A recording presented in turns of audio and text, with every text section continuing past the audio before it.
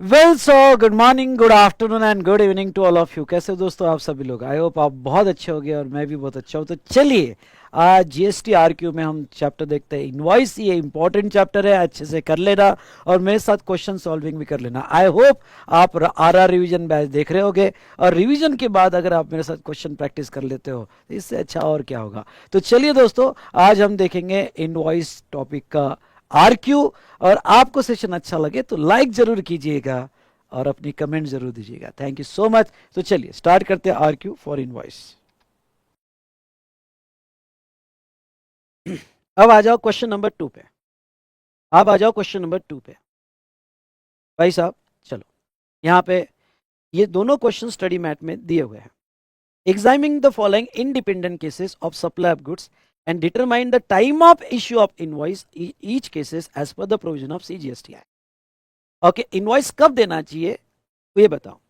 शक्ति enterprises Kolkata, which 2 chapter. अरे registration इसके पहले लिया और ये इनवॉइस, ये 2 चैप्टर आपको। ओके चलो चलो आ जाते हैं। शक्ति enterprises Kolkata entered into a contract with Suraj Enterprises, Surat for supply of goods and delivery shall be made on or before 31st October. ठीक है। The goods were removed from the factory of Kolkata on 11th October. Removal कब का? 11th October का। As per agreement, goods were to be delivered on or before 31st October. Suraj Enterprises has received the goods on 14th October. Determine the time of issue of invoice. भाई साहब ये आपके लिए छोड़ता हूँ। पहले legal provision, invoice shall be issued if there is a movement in the goods, then invoice shall be issued on or before the time of removal of goods for supply to the recipient. Time of removal date ली जाएगी। In short agreement कब हुआ वो उससे concern नहीं। Goods हमने कब उसको डिलीवर्ड किया उससे कंसर्न नहीं। उसको कब रिसीव हुआ उससे कंसर्न नहीं। Okay, goods way removed from the factory कब हुआ? 11th अक्टूबर। बस खत्म। Okay, on or before 11th अक्टूबर आपका इनवॉइस जाना चाहिए। दैट्स ऑल, एक लाइन का आंसर है। डन। दूसरा, Sultan Industry Limited, Delhi, enter into a contract with Prakash Entrepreneurs, Delhi, for supply of spare parts of the machine on 7 September. Contract 7 September का हुआ। Spare parts were to be delivered on 13th December. Delivery देनी चाहिए थे 30th December के। Sultan Industry Limited removed the finished spare parts from its factory on 29 September. उसने 29 September को ही remove कर दिया। Determine the date of invoice. Simple. Date of invoice on or before 29 September. That's all. ये आपके लिए homework.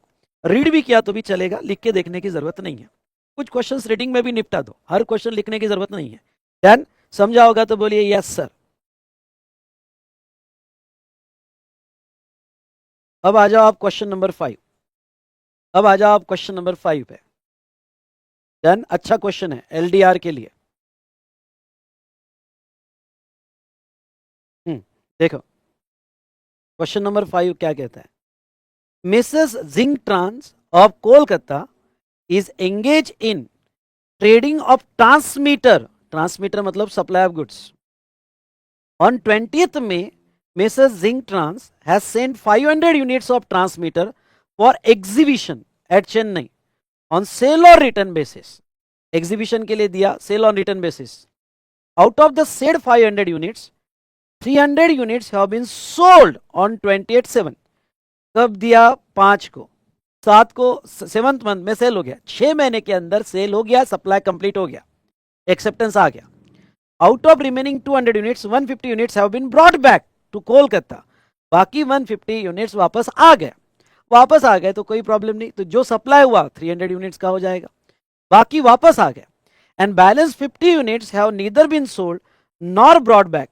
बाकी 50 unit वापस नहीं आए। तो बाकी 50 यूनिट वापस नहीं आए तो क्या होगा? तो 6 महीने में अगर बाकी 50 यूनिट नहीं आए तो फिर उसके ऊपर इनवॉइस बनेगा।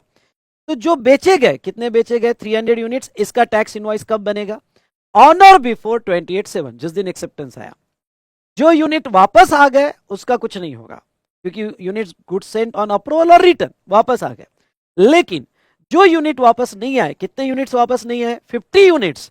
तो इसका टैक्स इनवॉइस रिमूवल से 6 मंथ जिस दिन कंप्लीट हो गए, रिमूवल से 6 मंथ जिस दिन कंप्लीट हो गए, तब आपको इसका इनवॉइस बनाना पड़ेगा। Explain the provision of GST law relating to issue of invoices with exact dates on which tax invoice need to be issued. और ये एग्जाम में आया क्वेश्चन है। पहले तो मुझे बताओ ये समझा कि नहीं समझा? समझा होगा तो फटाफट बोलो यस। समझा होगा तो फटाफट बोलो इसे। आपको दो इनवॉइस बनाने हैं, एक 300 units within 6 month acceptance आ गया, और एक 50 यूनिट्स जो 6 महीने में नहीं आया। तो पहले आपको लीगल प्रोविजन लिखनी है और डिस्कशन करना है। ये आपके लिए होमवर्क, ओके, ये आपके लिए होमवर्क विथ राइटिंग प्रैक्टिस आज के आज कंप्लीट करना, विथ राइटिंग प्रैक्टिस आज के आज कंप्लीट करना ये होमवर्क। एग्जाम में इजी था, इजी था तो इजी इजी टाइप करो। चलो चलो चलो चलो, चलिए, ये था गुड सेंट ऑन अप्रूवल और रिटर्न बेसिस। क्वेश्चन नंबर 7 में आ जाओ, क्वेश्चन नंबर 7 में आ जाओ। हाँ, 7 देखो क्या कहता है यहाँ पे, mister Lakhan provides continuous supply of services, खुद ही बोल दिया कि वो continuous supply of service provide कर रहा है to messrs TNB limited. He furnishes the following further information. और ये नवंबर 18 एग्जाम में पूछा था और मॉक टेस्ट पेपर में भी है, ठीक है। Date of commencement of providing CSS, service start की थी 110 को।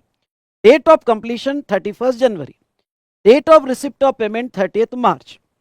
Determine the time of issue of invoice, आपका इनवॉइस कब जाएगा ये बताओ। इन द फॉलोइंग सर्कमस्टेंसेस, पहला, if no due date of payment is agreed upon both under the contract, अगर ड्यू डेट असर्टेनेबल नहीं है। दूसरा, if payment is link to the completion of service, हाँ, आपका पेमेंट जिस दिन सर्विस कंप्लीट हुई उससे लिंक है।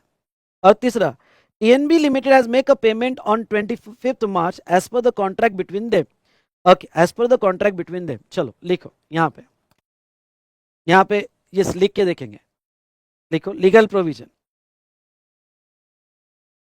लिखो लीगल प्रोविजन। अगर सेक्शन 31(5) याद आए तो ठीक, नहीं तो लिखो, in case of continuous supply of services,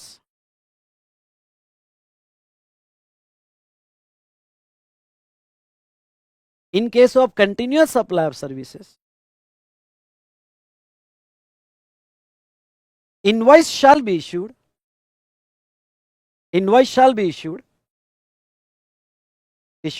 as follows, invoice shall be issued as follows। चलो टेबल बनाओ, टेबल में फर्स्ट पार्ट में ये लिखना, if due date of payment is ascertainable, तो इनवॉइस ऑन और बिफोर, हाँ यहां एक वर्ड ऐड करना, invoice on or before shall be, हाँ सॉरी दिया है, तो invoice shall be issued on or before due date. तो टेबल में लिखो, ऐसा लिखने के बजाय टेबल बनाओ। चलो पॉज करके टेबल बनाओ, डू इट फास्ट। चलो तो लिखो डिस्कशन एंड कंक्लूजन, लिखो डिस्कशन और कंक्लूजन। पहला सवाल क्या पूछा, if no due date of payment is agreed upon under a contract, अगर ड्यू डेट असर्टेनेबल नहीं है तो फिर क्या होगा। अगर असर्टेनेबल नहीं है तो ऐसे केस में ओके, रिसिप्ट जिस दिन आएगी उस दिन या उसके पहले, जिस दिन रिसिप्ट आएगी उस दिन या उसके पहले। तो चलो तो लिखो यहां पे, time of issue of invoice shall be determined as follows, time of issue of invoice shall be determined as follows। उसमें लिखना 1, मैं जैसा बोलूंगा वैसा लिखना, 1 लिखो। In given case 1, in given case due date is not ascertainable, due date is not ascertainable,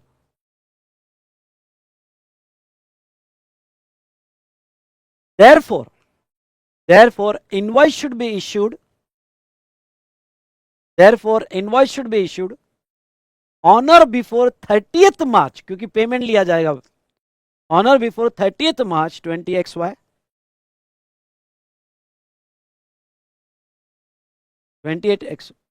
30th March 20XY, which is the date of receipt of payment, which is the date of receipt of payment। Second वो क्या कह रहे थे कि payment is link to completion of service, तो service हमारी कब complete हुई, 31 जनवरी। लिखो सेकंड केस में लिखना, if payment is link to completion of service, if payment is link to completion of service the invoice should be issued invoice should be issued on or before 31st January 20XY, क्योंकि completion पे जाएगा फिर। On or before 31st January 20XY, which is the date of completion of service, which is the date of completion of service. Very good. Or third, if Messrs TNB Limited has to make a payment, has to make the payment, has to make मतलब due date fix है, अगर due date ascertainable है, has to make the payment मतलब due date ascertainable है as per the terms of contract, तो फिर due date लो। तो लिखो third, if TNB Limited has to make a payment on 20th March 20XY, if Messrs TNB Limited has to make a payment on 25th March 20XY,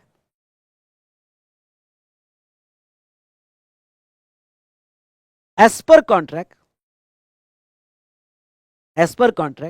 that is due date is ascertainable, that is due date is ascertainable, therefore invoice should be issued,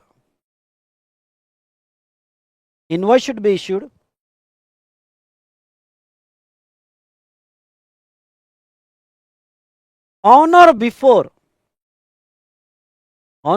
25th March 20XY,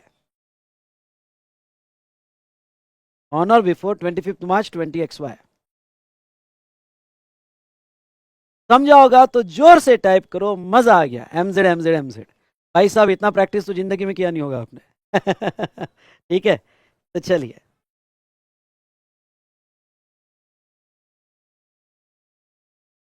question में आ जाओ, question number 15 पे, question में आ जाओ, question number 15 पे।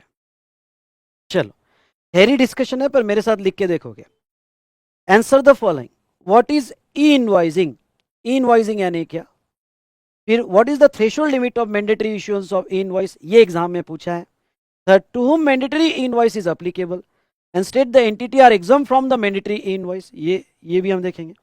आगे कुछ case study दी है और वो केस स्टडी ई इनवॉइस के कॉन्टेक्स्ट में हमें लिखनी है। एग्जाम में ये और इसके बाद का ही क्वेश्चन को प्रैक्टिस करो, ज्यादा थ्योरी में जाने की जरूरत नहीं है, रेगुलर बुक के ज्यादा दिमाग लड़ाने की जरूरत नहीं है। जितना ये दो क्वेश्चन है, ये क्वेश्चन अच्छे से प्रैक्टिस कर लो, दैट्स इनफ, दैट्स इनफ। तो चलो स्टेप बाय स्टेप जाते हैं। मैं जैसा लिख रहा हूं वैसा आपने सिंपल वर्ड में लिखना है। क्वेश्चन नंबर 15 देना है, व्हाट इज ई इनवॉइस। चलो आंसर लिखते हैं। ओके, ई इनवॉइस का सिंपल वे में आंसर लिखते हैं, और जो मैं अभी लिखवा रहा हूं बस इतना ही आपके लिए इंपॉर्टेंट है। लिखो, ई invoice is a reporting of, invoice is a reporting of B2B invoices, business to business invoices, B2B invoices, B2B invoices। और ये कहां रिपोर्ट कर रहे हो आप, जीएसटी सिस्टम पे, या आप आईआरपी पोर्टल लिखो तो और अच्छी बात है। To GST system, to GST system bracket में, जीएसटी सिस्टम ब्रैकेट में IRP portal, invoice reference, sorry invoice reporting portal, यहां पे IRP portal, invoice reporting portal,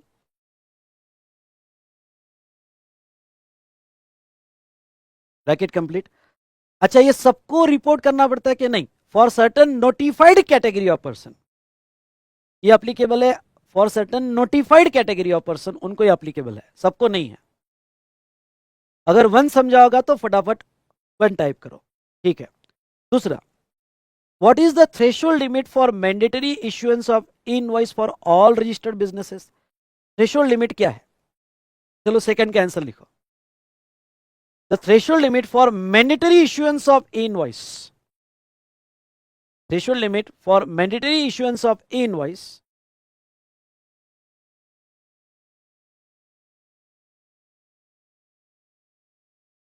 for all registered businesses, for all registered businesses is 5 crores, पहले ये 10 था, अभी amend हो गया है, ये 5 करोड़ हो गया है, is 5 crores, उसके पहले वो 20 था, अब 5 करोड़ ही है। उसके बाद में थर्ड सवाल पूछा गया, to whom mandatory e-invoicing applicable and state the entity are exempt from mandatory e-invoice। चलो मैंडेटरी इनवॉइस किसको अप्लीकेबल है? तीसरे का आंसर लिखो, लिखो तीसरे का। मैंडेटरी ई इनवॉइसिंग, हाँ ये आप ट्राई करो, ये आप अपने ओन वर्ड्स में ट्राई करना, ओन वर्ड्स में देख के ट्राई करना, पॉज करके ट्राई करना, ठीक है। और नीचे नोट जो है मैं पढ़ाऊंगा, यहां तक ट्राई करो, आप यहां तक ट्राई करो, चलो पॉज करके आप ट्राई करो, एक एक पॉइंट लिख के बराबर समझने की कोशिश करना। डन? तो देखो आपको क्या क्या पॉइंट्स कवर करना है। इनवॉइस मैंडेटरी कब है? जब registered person where aggregate turnover exceeds 5 crore in any preceding, any word आना ही चाहिए, any preceding financial year from 17-18, ये पूरा कंप्लीट स्टेटमेंट आना चाहिए। एक्सेप्शन क्या है? Government department, local authority, SEZ units, सुनना, एसईजेड यूनिट्स एक्सेप्शन में है, insurer, banking company, NBFC, GTA और पैसेंजर ट्रांसपोर्ट सर्विस और मल्टीप्लेक्स सिनेमा, इनको मल्टीप्लेक्स सिनेमा, इनको ई वे बिल बनाने, सॉरी ई इनवॉइस बनाने की जरूरत नहीं है। एक सीबीआईसी क्लैरिफिकेशन आया है, ये पॉइंट लिखना है तो आप लिख सकते हो। और सीबीआईसी क्लैरिफिकेशन ये है कि said exemption for e-invoices is for entity as a whole and not restricted to nature of supply। मतलब क्या? अगर आपकी एंटिटी लोकल अथॉरिटी है, गवर्नमेंट है, तो कुछ भी सप्लाई करे उसको ई इनवॉइस बनाने की जरूरत नहीं है। ऐसा नहीं है कि भाई ये सप्लाई का बनाओ वो सप्लाई का मत बनाओ, ऐसा नहीं है। एज अ एंटिटी उनको ई इनवॉइस की प्रोविजन अप्लीकेबल नहीं होगी। दूसरा, ये नोट अगर आप लिखे तो अच्छी बात है, ये जो है ये रूल 46 का लास्ट वाला पॉइंट, जब मैं कंटेंट एक्सप्लेन कर रहा था तो लास्ट वाला पॉइंट मैंने लिखा कि मैं ई इनवॉइस के बाद एक्सप्लेन करूंगा, वो ये है, a taxpayer whose aggregate turnover in preceding financial year 17 onwards exceeds 5 crore but exempted from e-invoice give a declaration in the tax invoice। उनको टैक्स इनवॉइस पे लिखना पड़ेगा, और क्या लिखना पड़ेगा? Invoice is not required to be issued in a specified under rule 48(4)। तो जिनको जिनको एग्जम्पशन है, जिनको जिनको एग्जम्पशन है, वो जब टैक्स इनवॉइस मैनुअल बनाएंगे तो मैनुअल टैक्स इनवॉइस लिखते वक्त वो लिखेंगे कि भाई we are exempt, we are not required to issue e invoice under 48(4), ये लिखना उनको जरूरी है। ये भी पॉइंट्स अच्छे हैं। हाँ, सिंस 2018 17-18, सिंस 2017-18 भी लिखा तो भी चलेगा। हाँ, तो ये दो पॉइंट आप ऐड कर सकते हो कि ये एग्जम्पशन एंटिटी वाइज है, और दूसरा अगर आप एग्जम्पशन लेते हो तो इनवॉइस में ये लिखना जरूरी है कि invoice is not required to issue in the manner as per e web E invoice 48(4) नहीं याद आया तो okay, in a manner specified under, यहाँ पे आप इसको काट कर स्पेसिफाइड अंडर ई इनवॉइस, इतना भी लिखा तो भी चलेगा अगर 48(4) याद नहीं आया तो ओके। पर ये पॉइंट तुमने कवर कर लिया, ये बड़ी बात है। चलो, ये तो हमने देखा इनवॉइस की मैंडेटरी रिक्वायरमेंट किसको और उसके एक्सेप्शन किसको है। अब नेक्स्ट क्वेश्चन, बाली लिमिटेड और registered tax payer provide security services to registered person from Mumbai office to Delhi office. ठीक है, मुंबई से दिल्ली ऑफिस वो जो है सिक्योरिटी सर्विसेज प्रोवाइड कर रहा है। Aggregate turnover of Mumbai office and Delhi office in a presiding financial is 30 crore and 25 crore respectively. Aggregate turnover उसका 55 करोड़ जा रहा है। For the month of November in a current financial year, Bali limited prepare duplicate invoices and does not issue E invoices. उसने ई invoices नहीं दिए, as it is viewed that aggregate turnover does not cross the threshold limit to make the liable यहाँ पे e invoices. Briefly explain whether view taken by Bali limited is correct in law. क्या उसको ई invoice बनाना पड़ेगा? Okay, तो जहां तक है उसका टर्नओवर 5 करोड़ के ऊपर जा चुका है। ओके, तो यहाँ पे बाली का व्यू सही नहीं है, उसे ई इनवॉइस बनाना पड़ेगा। ओके, क्योंकि उसका एग्रीगेट टर्नओवर 55 करोड़ जा चुका है, 5 करोड़ के ऊपर है। Also explain the advantages of e invoice. हाँ, तो ये एडवांटेजेस ऑफ ई इनवॉइस में आपको बोलूँ क्या? सिर्फ ये टाइटल रन करके जाना, what are the advantages of e invoice. तो ये टाइटल रन करके जाना क्या है? Auto reporting of invoice in GST return and auto generation of e way bill, जो मैंने डायग्राम में बताया। दूसरा, substantial reduction in transaction error, क्योंकि ऑनलाइन पोर्टल से बन रहा है। मैचिंग ऑफ आईटीसी, आईटीसी के फ्रॉड नहीं होगे, आपका आईटीसी और आउटपुट टैक्स मैच होगा। ओके, फेक इनवॉइसेस एलिमिनेट हो गए, और अदर एडवांटेजेस जितना आपको समझ में आता है। ये अंदर लिखने की जरूरत नहीं है, ये जो एडवांटेजेस है ओके, ये आप यहाँ पे टाइटल्स लर्न करके चले जाना। देखो, मैं एग्जाम के हिसाब से क्या करना चाहिए वो बता के जा रहा हूँ आपको। ओके, ये आरटीपी में क्वेश्चन में आया हुआ है, एग्जाम में आने के लिए तड़प रहा है। ओके, तो एग्जाम में आ सकता है। ओके, यस और नो, समझा कि नहीं समझा? चलो अब आगे वो देखो क्या कहता है। ये केस स्टडी भी अच्छी केस स्टडी है। Speedy transport of goods transport agency providing service of goods transport by air. एक मिनट, ये गुड्स ट्रांसपोर्ट बाय रोड नहीं है, ये गुड्स ट्रांसपोर्ट बाय एयर है।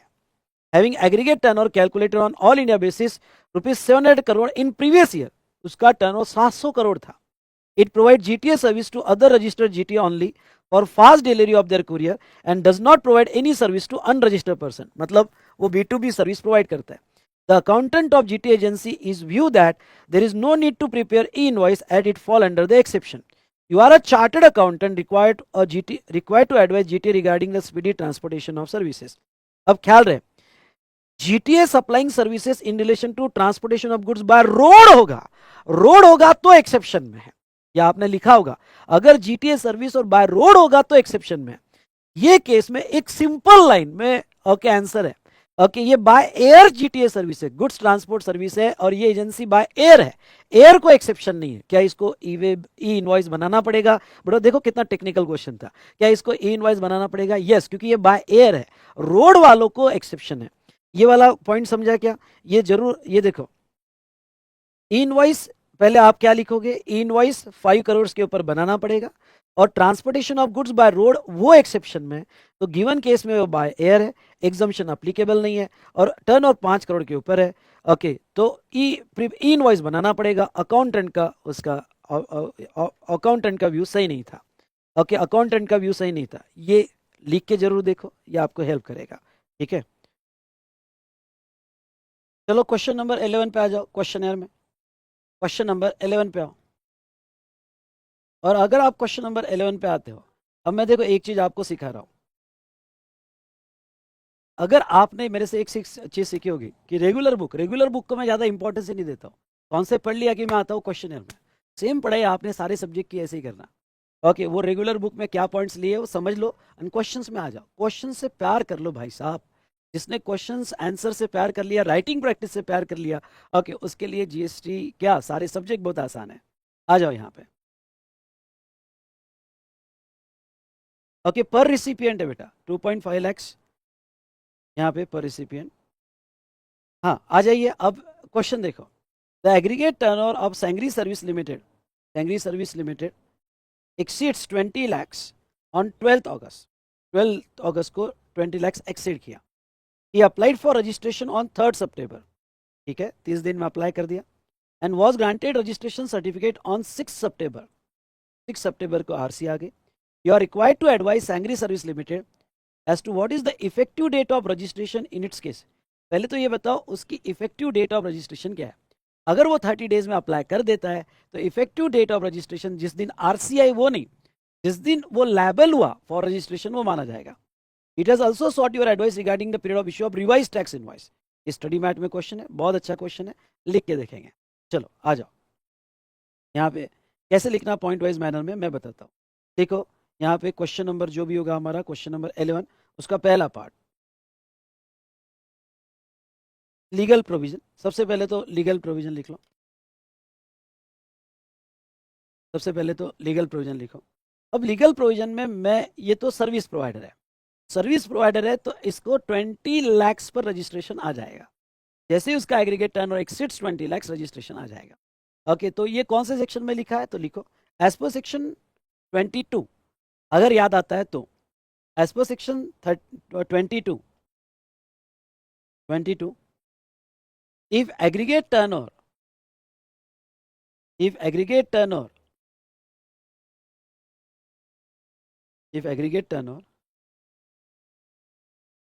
exceeds 20 lakhs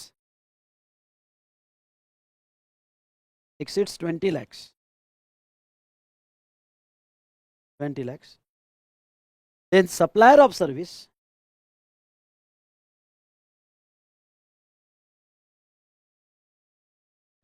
of service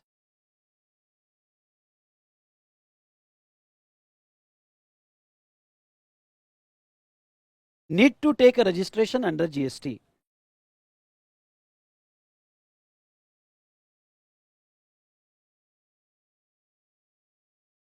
Need to take a registration under GST. यहाँ पे आपको बस रजिस्ट्रेशन कब लेना है तो जब टर्नओवर आपको एक्सटेंडेड लिमिट या 4 स्टेट में 10 लाख लिमिट अप्लीकेबल है, ये आपको एक्स्ट्रा पॉइंट लिखना है तो लिख देना, अदरवाइज जरूरत नहीं है। आप एक पॉइंट और ऐड कर सकते हो, but in case of 4 state, Manipur, Nagaland, Mizoram, Tripura, applicable limit is 10 lakhs, extended limit is not available because in given case supplier of service। ये 2 पॉइंट आपको आपकी मर्जी, लिखना है तो लिख देना, अदरवाइज जरूरत नहीं, ये पॉइंट आपने कवर कर लिया, दैट्स इनफ। ओके चलो सेकंड पॉइंट लीगल प्रोविजन में।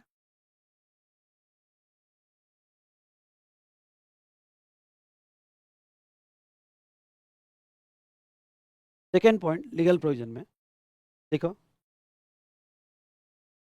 As per section 25, as per section 25, if person applied for registration, as per section 25, if person applied for registration,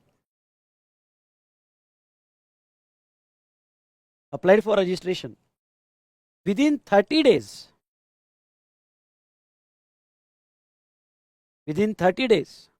from the date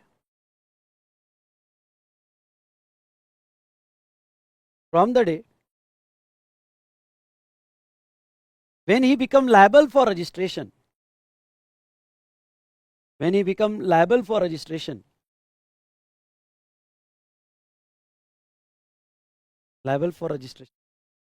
then effective date of registration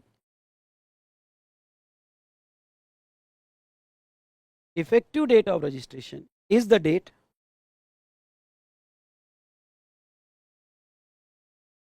when he become liable,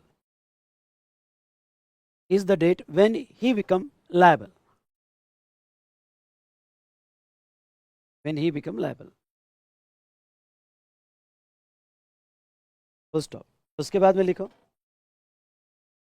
अगर section याद आए तो, as per section 31 invoice, as per section 31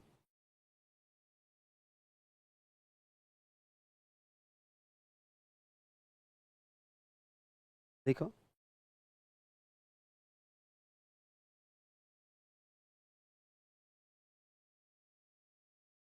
thirty one,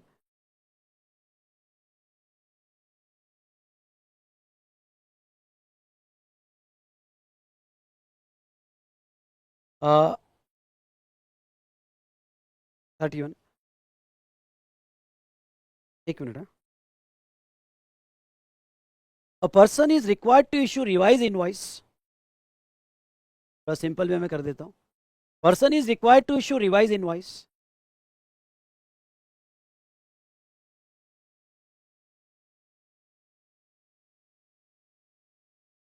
for the supplies made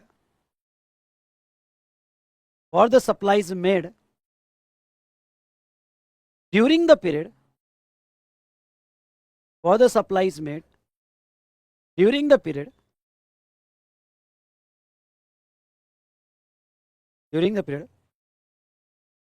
from the date when he liable for registration,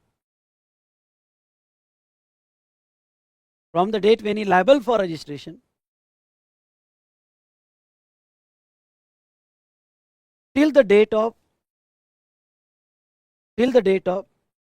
registration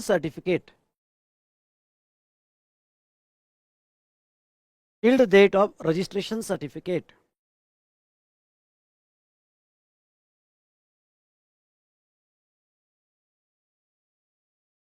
and it shall be issued within 1 month, underline, it shall be issued within 1 month from the date of issue of registration certificate, within 1 month from the date of issue of registration certificate।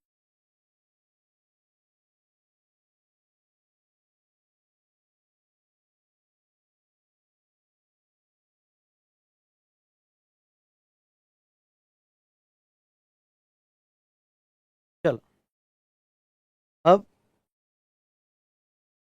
1 आप conclude करो, own words में conclude करना 1 को।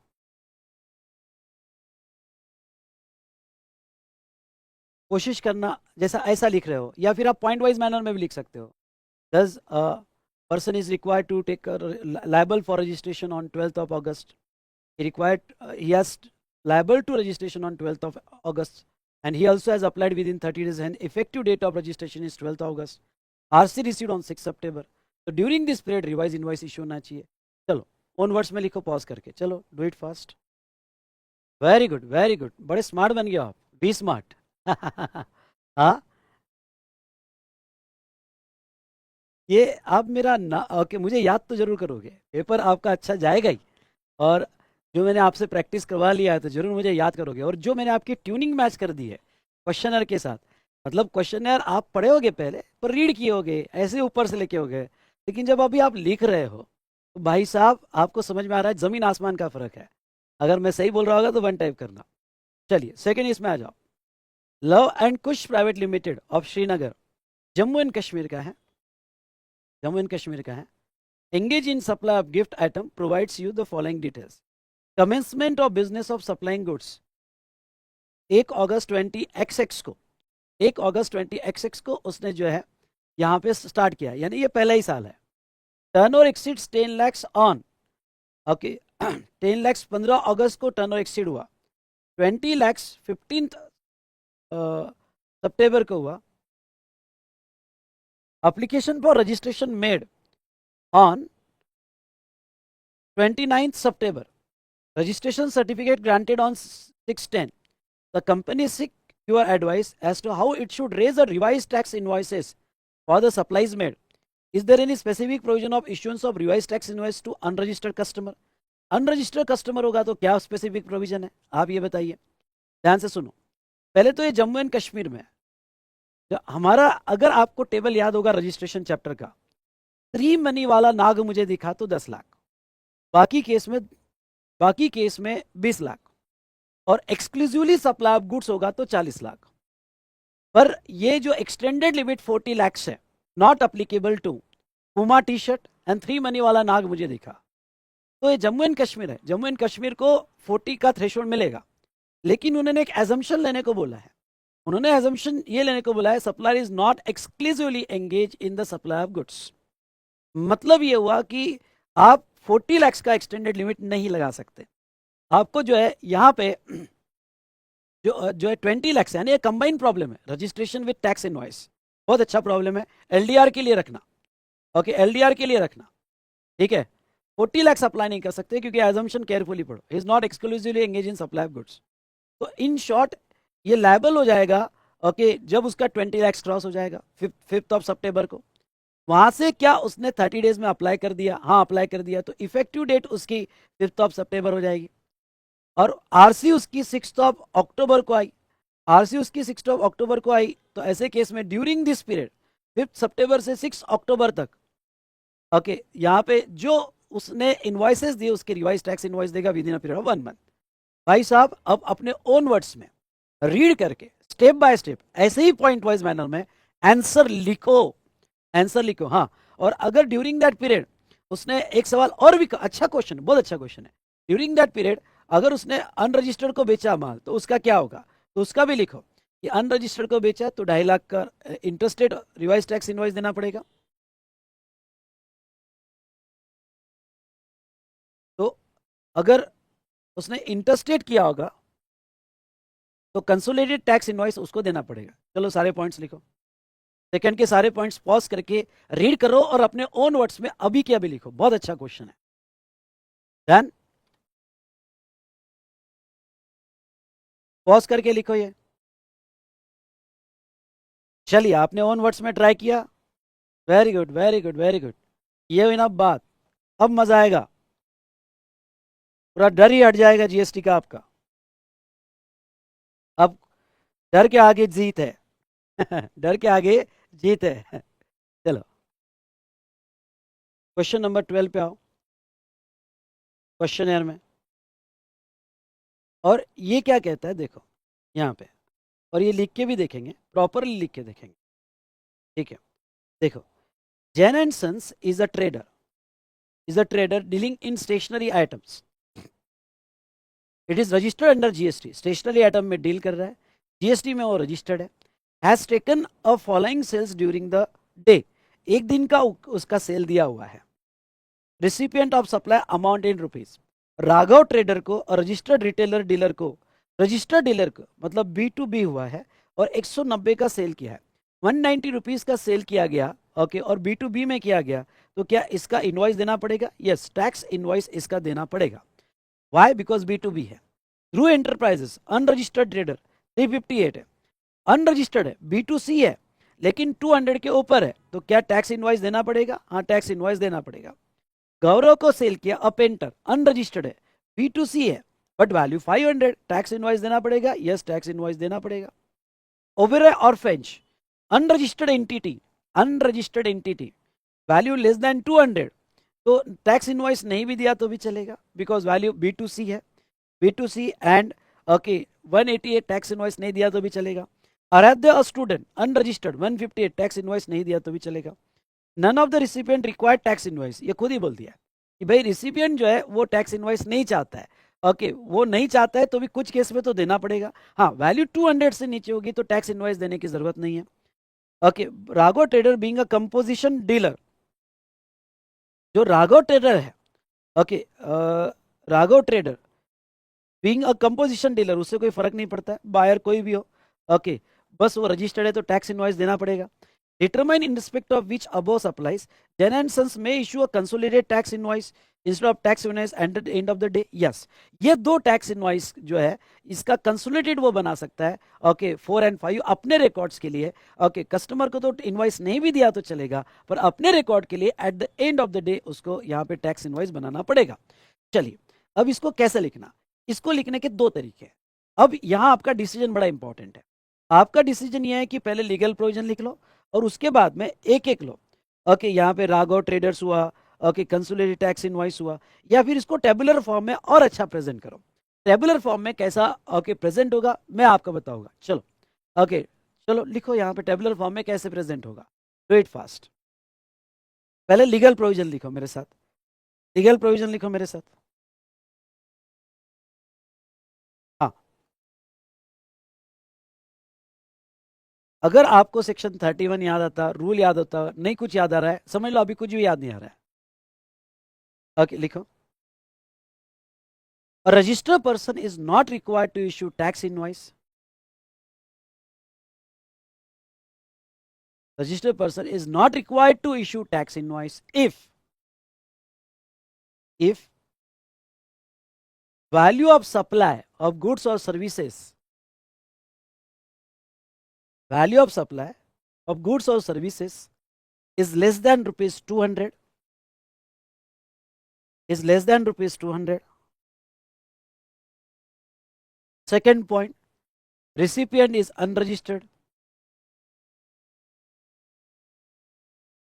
recipient is unregistered. And third point,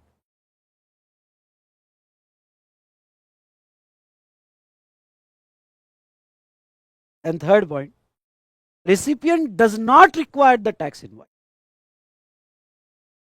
recipient does not require the tax invoice.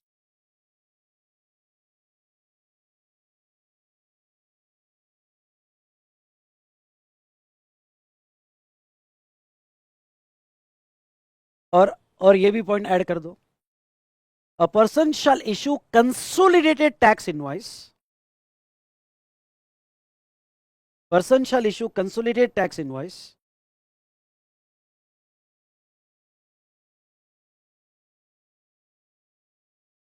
at the end of the day, at the end of each day, at the end of each day for all such supplies, for all such supplies.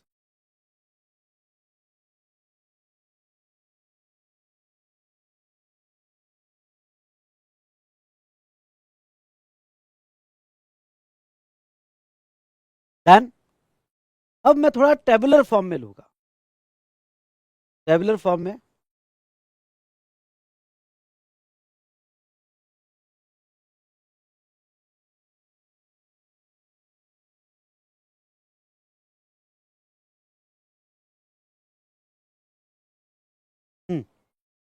बनाओ table. Serial number, sorry table का title दो, requirement of tax invoice.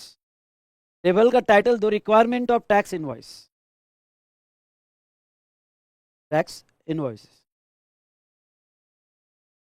और अब इसको लो serial number, recipient, amount, 5 column आएगा, 5 column आएंगे। Serial number, recipient, amount,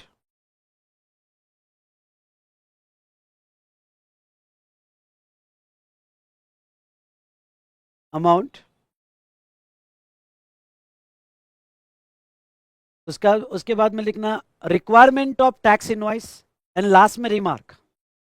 amount के बाद रिक्वायरमेंट ऑफ टैक्स इनवॉइस और लास्ट में रिमार्क, रिमार्क के लिए ज्यादा स्पेस, लास्ट में रिमार्क।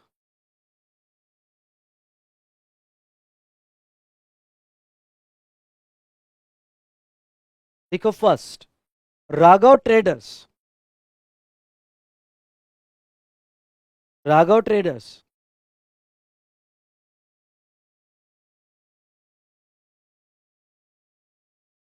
अमाउंट 190।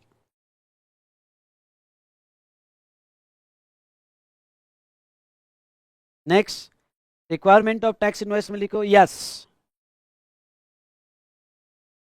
यस। रिमार्क में लिखो, रिमार्क में लिखो even though Raghav trader is a composition dealer, even though Raghav Trader is a composition dealer, but a registered person, but a registered person,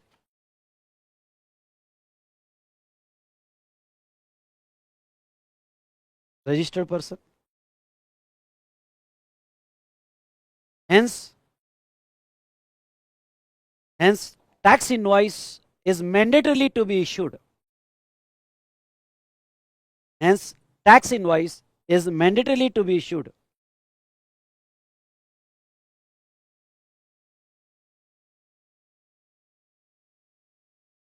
Secondly, Dhruv Enterprises.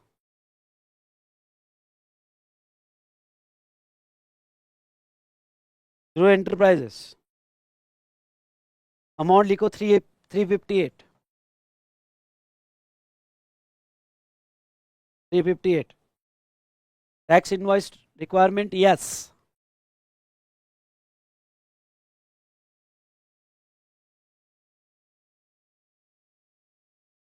Yes. क्या लिखोगे remark? देखो value more than 200, value more than 200, hence tax invoice mandatorily to be issued, hence tax invoice mandatorily to be issued.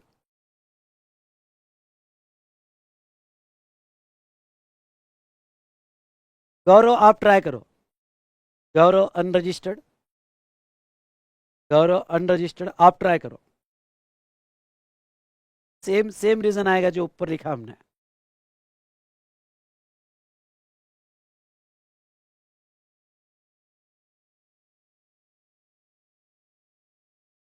बेटा buyer composition dealer है ना, यहाँ पे seller तो Jain and sons है ना, बायर कंपोजिशन डीलर है। राघव ट्रेडर सेल करता तो बिल ऑफ सप्लाई होता। यहां जैन एंड सन्स के इनवॉइस देख रहे हैं ना हम बेटा, समझा क्या अभिषेक? बिल ऑफ सप्लाई जब कंपोजिशन डीलर सेल करता है, या बायर है कंपोजिशन डीलर, रजिस्टर्ड पर्सन है, यही तो आपको कंफ्यूज किया और आप कंफ्यूज हुए। चलो गौरव हो गया क्या आपका? अब और ओबेरॉय ऑर्फेंज अनरजिस्टर्ड और आराध्या अनरजिस्टर्ड, ये दोनों आप लिखो, रिमार्क में लिखूंगा। Requirement of tax invoice no कर देना, दोनों आप लिखो, ओबेरॉय और Aaradhya, requirement of tax invoice no कर देना।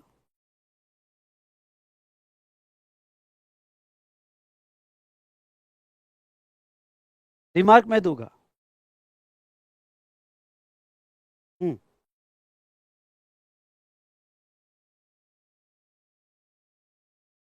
रिमार्क में लिखो, ये दोनों का रिमार्क में लिखो. In given case transaction is B2C. In given case, transaction is B2C. Given case, transaction is B2C. And value less than 200. Value less than 200. Hence, tax invoice may not be issued. Hence, tax invoice may not be issued for each transaction.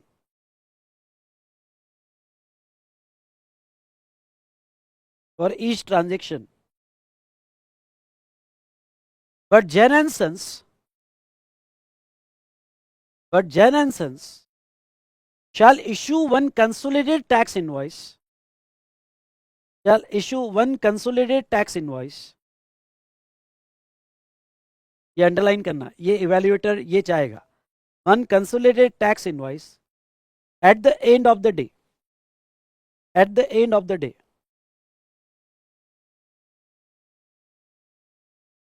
Done. Perfectly आपको समझ में आ गया. अब इसमें ऐसा कुछ भी नहीं बचा. ओके, एक एक चीज मैंने आपको बहुत अच्छे से समझा दी. ठीक है.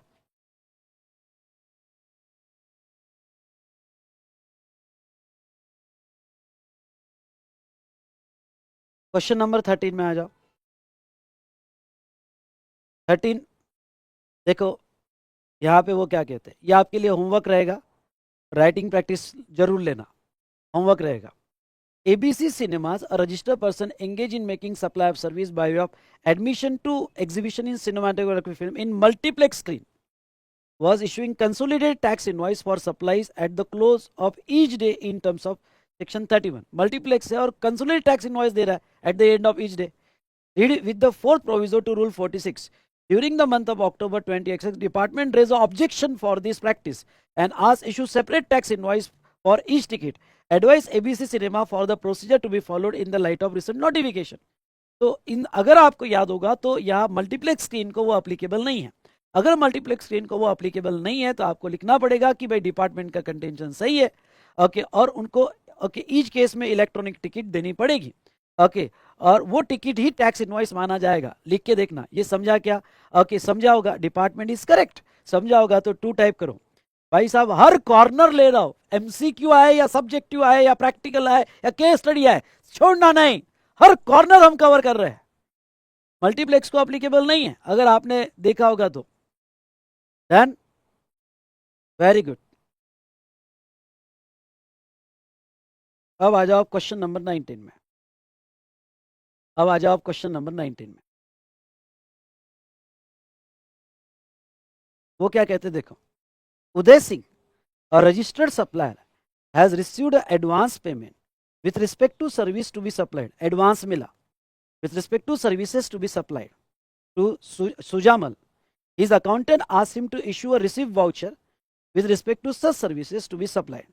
However, he is apprehensive as to what would happen in case receipt voucher is issued, but subsequently no service are supplied. You are required to advise Uday Singh regarding the same. अच्छा, Uday Singh regarding to same.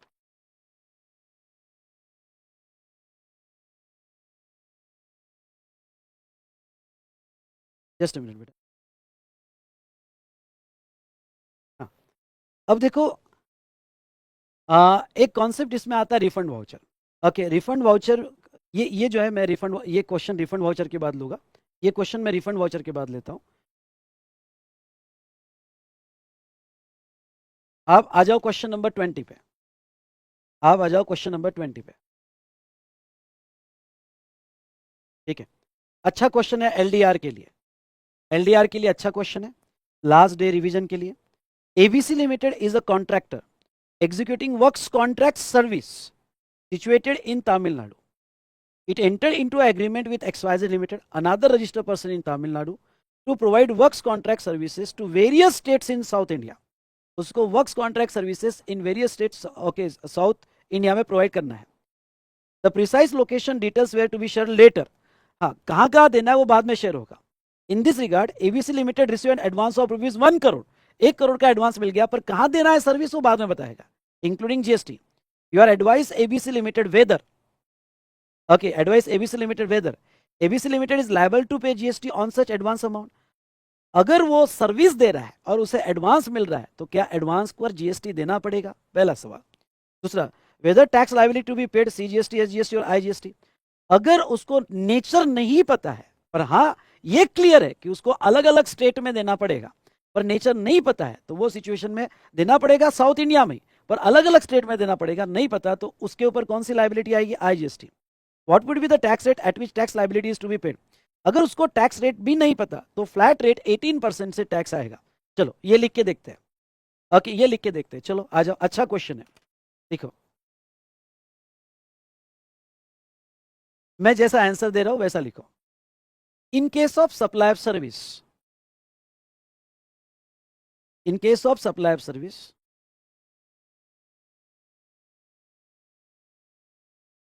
in case of supply of service, the time of supply, the time of supply is date of issue of invoice, is the date of issue of invoice or receipt,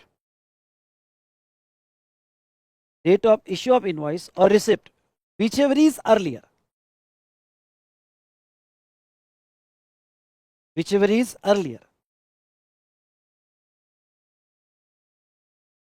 date of issue of invoice or receipt, whichever is earlier.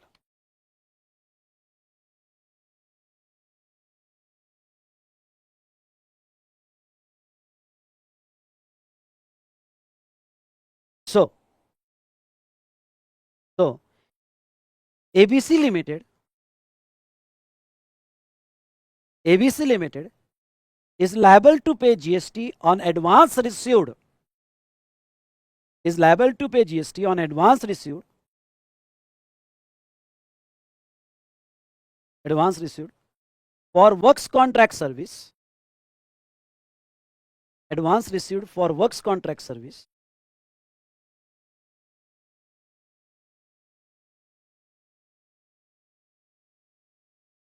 on ₹1 crore, 1 crore at the time of receipt of advance, at the time of receipt of advance.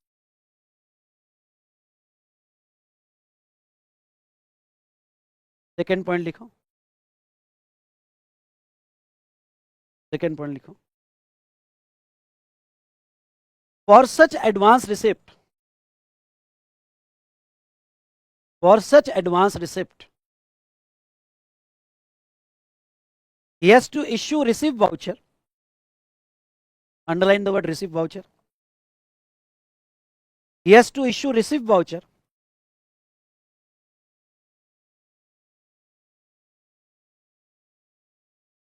Receipt voucher. Where if nature of supply is not determinable, underline this word, where if nature of supply is not determinable,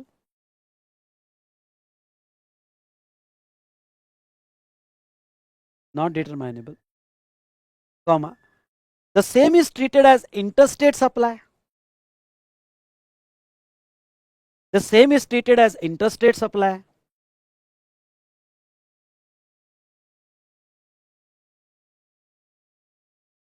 and IGST is charged thereon. अगर उसको interest, अगर आप ये receive voucher का concept पढ़ते हो और आपको नेचर नहीं पता तो फिर इंटरस्टेट माना जाएगा और आईजीएसटी लगेगा. थर्ड पॉइंट लिखो, मैं थोड़ा सिंपल वे में लिखा के दे रहा हूं आपको, ठीक है. थर्ड पॉइंट लिखो. Third, in case, third point, in case where at the time of receipt of advance, in case where at the time of receipt of advance, rate of tax is not determinable, rate of tax is not determinable,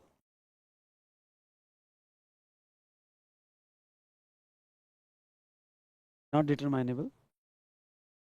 Then tax is payable at the rate 18%. Underline करना. Tax is payable at the rate 18%. Done? Very good. अब आ जाओ आप question number 19 पे. अब आ जाओ आप question number 19 पे. ठीक है. क्वेश्चन नंबर 19 क्या कहता है, फिर से एक बार मैं रीड करता हूं. Uday Singh, a registered supplier, has received the advance payment. उसको एडवांस पेमेंट मिला with respect to services to be supplied to Sujmal. His accountant asked him to issue receipt voucher with respect to such services to be supplied. Such services to be supplied. और उसको advance payment मिल गया. However, he is apprehensive as to what would happen in case of receipt voucher is issued, but subsequently no service was supplied. भाई receipt voucher दिया और मैंने service ही नहीं दिया तो क्या होगा? You are required to advise Uday Singh regarding the same. Mock test paper में 2 बार पूछा है, तड़प रहा है एग्जाम में आने के लिए. ओके, तो ये एलडीआर में लेना, एग्जाम में आने के लिए तड़प रहा है. ओके, तो चलो सबसे पहले मैं आपको ये पॉइंट लिखवा के दूंगा कि भाई यहाँ पे चलो ये आप ट्राई करो. आप ट्राई करो, सेक्शन याद आए तो ठीक, सब सेक्शन क्लॉज तो छोड़ दो, सेक्शन 31 याद भी आए तो ठीक, नहीं तो रिसीव वाउचर मिला तो क्या करना है, और रिसीव वाउचर ओके मिलने के बाद सब्सिक्वेंटली सप्लाई नहीं किया और इनवॉइस नहीं दिया तो रिफंड वाउचर, और कंक्लूड करो. चलो आपके पास टाइम है, आप ही लीगल प्रोविजन बनाओ, बिना देखे ट्राई करो और कंक्लूड करो. ओके, पॉज करके बनाओ अभी के अभी. अगर बेटा देखना पड़े तो कोई प्रॉब्लम नहीं उसके अंदर, पर अपने ओन वर्ड्स में ट्राई करना. देखना पड़े तो कोई दिक्कत नहीं, कोई प्रॉब्लम नहीं, नेचुरल है, पर अपने ओन वर्ड्स में बनाना. लिखा ना आपने, देख के ओन वर्ड्स में पॉइंट्स कैसे कवर करना, कौन से वर्ड्स पे अंडरलाइन करना, अंडरलाइन वाले वर्ड, इवेल्युएटर क्या देखेगा, ये सारी बातों पे ध्यान दो. सिर्फ रीड करना मतलब पढ़ाई नहीं होती भाई, और रिजल्ट आने के बाद रोना मतलब पढ़ाई नहीं होती है. बहुत ऐसा पकड़ना पड़ता है चीज़ों को, तब जाके एक पॉजिटिव रिजल्ट आता है और आप अच्छे प्रोफेशनल बनते हो. ऐसा पकड़ना पड़ता है भाई साहब, समझे क्या? Very good, very good. चलो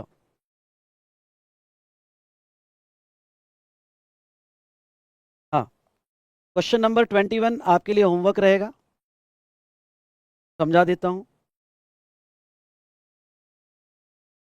अब आ जाओ आप क्वेश्चन नंबर 24 में. अब आ जाओ क्वेश्चन नंबर 24 में. सीए इंटर नवंबर 22 में बहुत ही सिंपल वे में क्वेश्चन पूछा गया था. What are the tax implication on issue of credit note. ये नहीं पूछा कि क्रेडिट नोट कब देना पड़ेगा, ये पूछा कि क्रेडिट नोट के टैक्स इम्प्लीकेशन क्या है. बहुत ही एक लाइन का आंसर है. जो मंथ में क्रेडिट नोट इशू करोगे उस मंथ के आउटपुट टैक्स लायबिलिटी से कम होगा.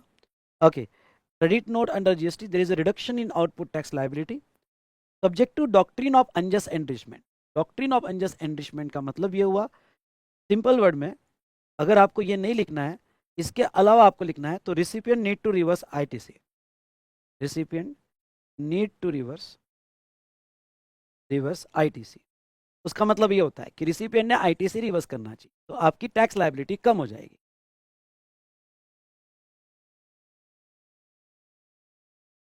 ठीक है.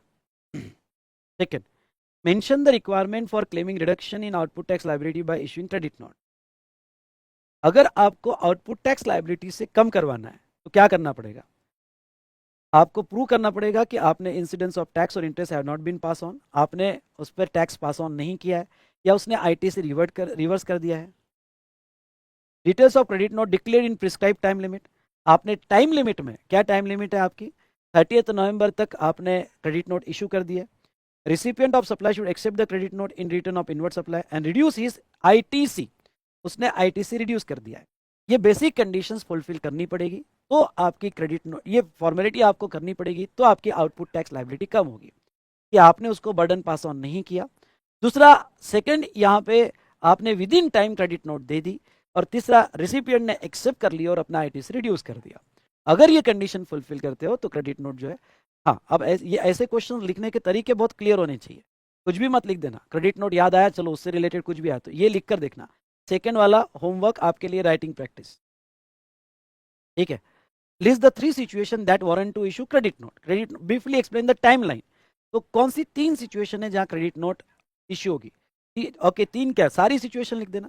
Supplier has erroneously declared the value which is more than the actual value of goods और सर्विस, या आप ऐसा लिखो, supplier has declared excess value. Erroneously declare की जगह एक प्रॉपर वर्ड अगर आप डालो तो excess declare, supplier has declared excess value which is more than actual value, और उसको बाद में क्रेडिट नोट देनी है, या एक्सेस रेट उसने डिक्लेयर की है, या फिर ओके यहां पे सेटिस्फेक्शन नहीं है, सेल्स रिटर्न है, आप सेल्स रिटर्न वाला भी लिख सकते हो। और टाइम लिमिट है 30 नवंबर, और date of furnishing relevant annual return. तो ये जो है लिख के देखोगे तो और ज्यादा अच्छे वर्ड्स पे ग्रिप आएगी। ये क्वेश्चंस अंडरस्टैंडिंग से ज्यादा वर्ड्स पे ग्रिप आने के लिए, ओके ग्रिप आने के लिए लिख के देखो। अगर ये वर्डिंग्स हार्ड जा रहे हैं तो सिंपल अपने नोट्स का यहाँ चिपका दो लिख के। देखो तरीके ढूंढना, ये टफ जा रहा है ना, नोट्स में इजी लग रहा है ना, तो नोट्स के 4 पॉइंट्स यहाँ चिपका दो। जरूरी नहीं कि ऐसा ही लिखे, अपने अपने को ढूंढना कि कहाँ सिंपल जाता है। छोड़ूंगा नहीं भाई मैं, सिंपल कैसे जाता है वो देखना। ये वर्ड टफ जा रहे हैं तो नोट्स के लिख लो, दैट्स ऑल, खत्म करो बात को। ओके क्या होता है जब आप जस्ट रीड करते हो, कभी नोट्स रीड करते हो, कभी ये रीड करते हो, कभी कोई ओके एग्जाम के पहले हनुमान आ जाता है, ओके कोई आ जाता है दौड़ते दौड़ते यूट्यूब पे लेक्चर डाल देता है, उसकी नोट्स रीड कर लेते हो, कभी मॉड्यूल रीड कर लेते हो, इतना अलग अलग ढंग का रीड करते हो ना भाई साहब, तो टाइम पे याद ही नहीं आता है। ऐसा मत करो। अगर ये आपको नहीं टफ जा रहा है तो नोट्स का ले लो, नोट्स का लिख दो सिंपल वर्ड में, या और कई सिंपल पर लिख लो एक बार, सो दैट इसके बाद वही पढ़ोगे। ओके ऐसे टाइम पे अलग अलग नहीं पढ़ने का, ये बहुत गलत तरीका है, मैं आपको कह रहा हूं। और एक जगह लिखकर पूरा फिर इस पे चिपका देना लिख के कि मैं ऐसा लिखूंगा, मुझे ये टफ जा रहा है, सिंपल वर्ड में ऐसा लिखूंगा। और मेरे सब्जेक्ट में नहीं, सारे सब्जेक्ट में ऐसा करो। ये एक फिक्स नोट्स बनाओ, चेंज मत करना। समझा क्या आपको?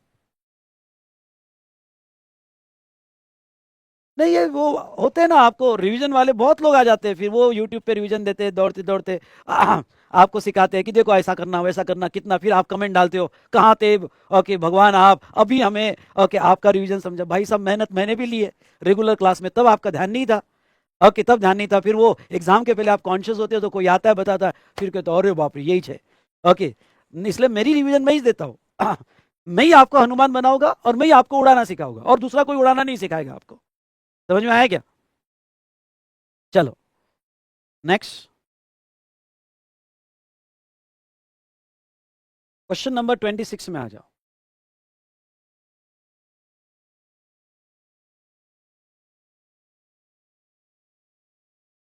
अच्छा क्वेश्चन है, एलडीआर के लिए रखना।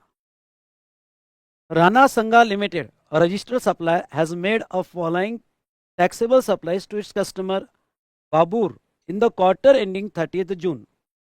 ठीक है, 5 अप्रैल को इनवॉइस नंबर 102 था, नोटबुक दिया 10 नंबर का, invoice including GST 1200, including GST. हाँ 10 मई को इनवॉइस नंबर 197 है, चार्ट पेपर एक्सेट्रा एक्सेट्रा उसने दिए।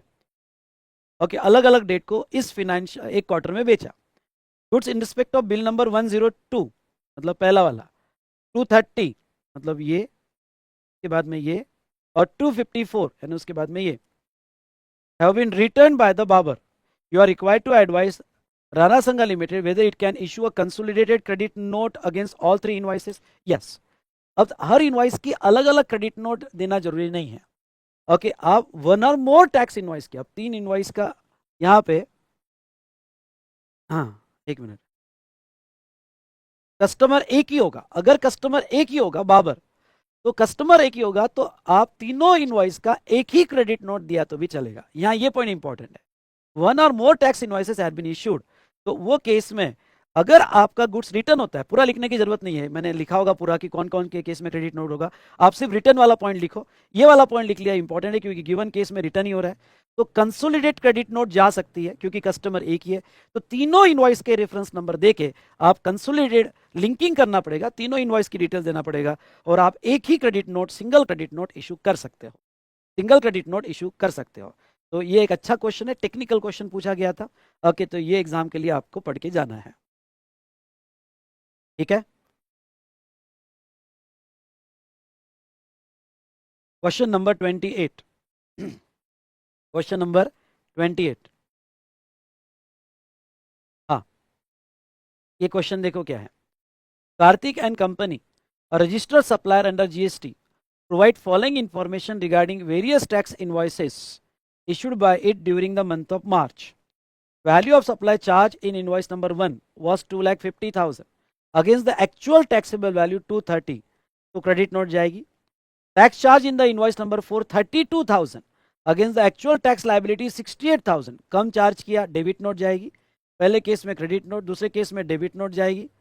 Third, value charge in the invoice number 8 320 against the actual value 420, come charge किया तो डेबिट नोट जाएगी. Kartik and company ask you the following, ये भी क्वेश्चन अच्छा है, ओके, एलडीआर के लिए रखना. Who shall issue a debit or credit note under GST? Supplier, supplier को इशू करना पड़ेगा डेबिट नोट और क्रेडिट नोट. तो registered person who supplied the goods, registered person who supplied the goods, that is Karthik and company, required to issue debit note, credit note. When debit note or credit note has to be issued, हाँ, कौन से circumstances में debit note credit note issue होता है? Credit note जब आपकी value आपने ज़्यादा चार्ज कर दी, रेट ज़्यादा चार्ज कर दिए, कम करना है, या फिर सेल्स रिटर्न है, या क्वांटिटी डेफिशिएंट है, या good service as per specification नहीं है, तो क्रेडिट नोट जाएगी. डेबिट नोट कब? जब आपने वैल्यू कम चार्ज कर दी या टैक्स रेट कम चार्ज कर दिए, तब डेबिट नोट जाएगी, या फिर क्वांटिटी आपने ज़्यादा प्रोवाइड कर दी, तब डेबिट नोट जाएगी. तो वो सर्कमटेंसेस लिख लो. ओके, कब आपका डेबिट नोट और क्रेडिट नोट? तो 3 केसेस में, 1, 2 और 3 केसेस में डेबिट नोट जाएगा, क्रेडिट नोट जाएगा, वो लिखना पड़ेगा. What is the maximum time limit available for credit note? Credit note की टाइम लिमिट है 30 नवंबर और date of furnishing relevant annual return whichever is earlier. तो ये था बेटा यहाँ पे क्रेडिट नोट वाला, ये आपको करना है.